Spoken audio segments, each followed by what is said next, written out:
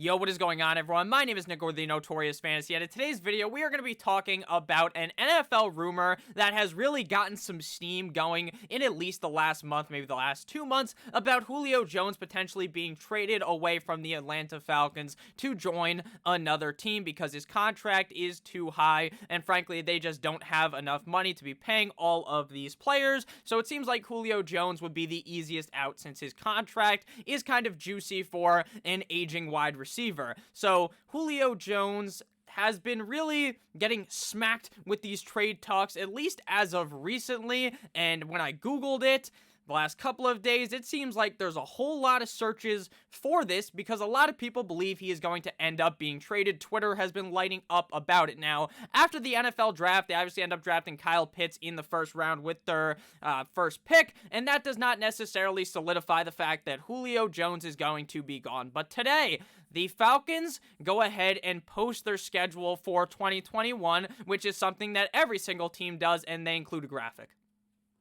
This graphic that you can see on the screen does not include one player. It includes Young Hoku, it includes Matt Ryan, it includes Calvin Ridley, but it does not in any place over here in this graphic include their most marketable player, in my opinion, in Julio Jones. The graphic does not show Julio Jones. Now, does this necessarily mean that Julio Jones is guaranteed to be gone? No, it doesn't, but it kind of gives me some more feeling that he is going to end up being gone. It seems like they don't want to pay him all of this money and that other teams are going to be calling to get Julio Jones on their roster. Now, it seemed like he wasn't going to end up getting traded in the NFL draft, which obviously didn't end up happening, but before the NFL season starts a couple months from now, it's seeming more and more likely that wide receiver Julio Jones gets traded away from the Atlanta Falcons. Which team will he end up landing on? Maybe somehow he lands on the Chiefs. He could be a Raven. There's a whole lot of teams